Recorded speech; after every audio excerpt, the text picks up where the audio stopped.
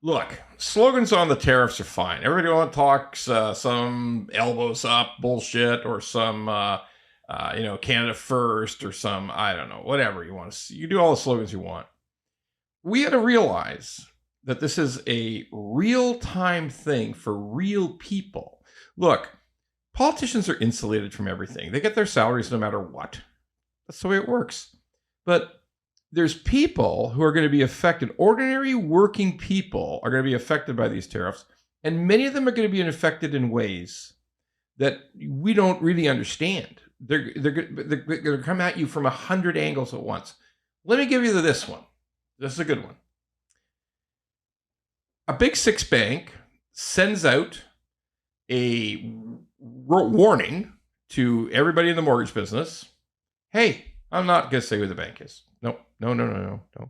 Because in the end, something like this will probably happen at every bank. If the tariffs continue, they absolutely might.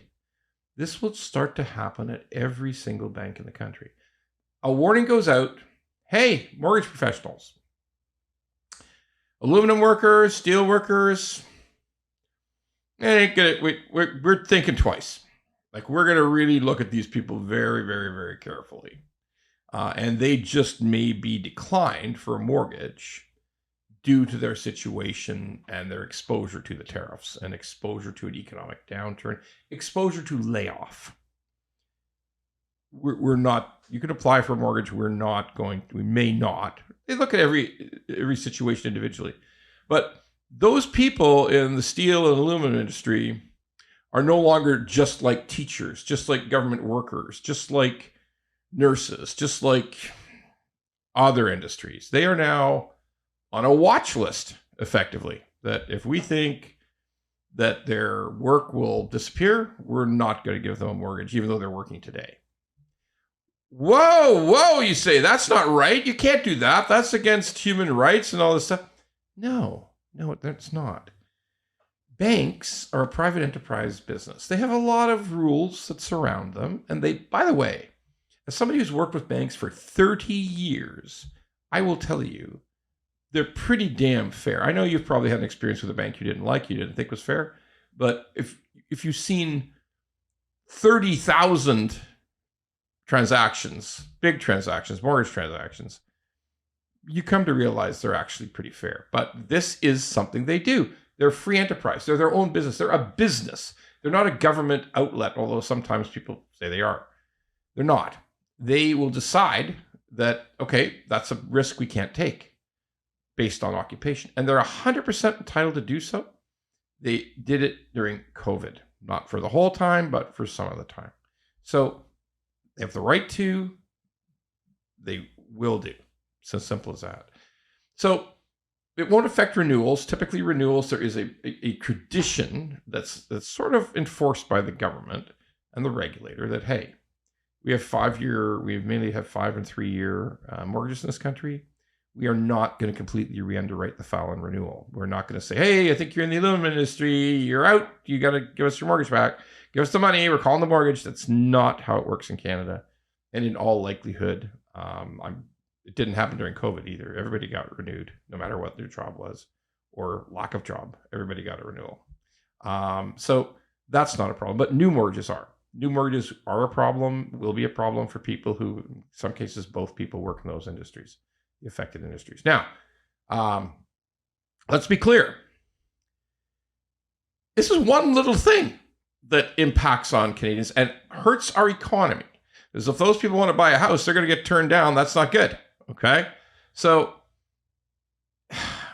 we need to be more rational, less slogans, more fixes. We got a new prime minister who's flying around, going to France, cup of coffee, going to England, cup of tea, kisses the king's finger or whatever he does in England, flies back, goes to the Arctic, puts on a costume, says some stuff. Not helpful. Fixing this trade issue is the only priority. There are no others for right now, because this is just going to keep on getting worse until it's fixed. And you can have all the slogans you want. You can say all the bullshit you want, but fixing it fixing it permanently should be the top priority of every politician in the country. Everybody involved in any level of government, I don't care if it's the mayor of Kingston, just be focused on, I like Kingston, it's a good place. So just be focused on this one thing. Even if you don't think it's your responsibility, politicians just do it, because this is going to seep through our economy, harm countless Canadians, except it won't harm people in government, because that just goes on forever, right? The paycheck never changes. But right now we're seeing steel and aluminum workers being turned down for mortgages. Not all of them, not every situation, but they are on this list. And eventually they'll be on all banks' lists.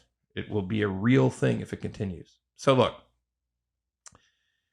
the important thing to understand is don't listen to slogans. Don't listen to BS. Focus all your thoughts on who's going to deliver actual change, because we've got an election coming. Who is actually, it's not about who looks better. It's not about who has a better resume. It's about who is going to pull off a solution. You're going to have to think about that hard, because every week, every month that any tariffs are in place, this is just, and more particularly, the threat of more tariffs is going on. Until there's a signed and sealed agreement, this stuff will keep harming our economy, period.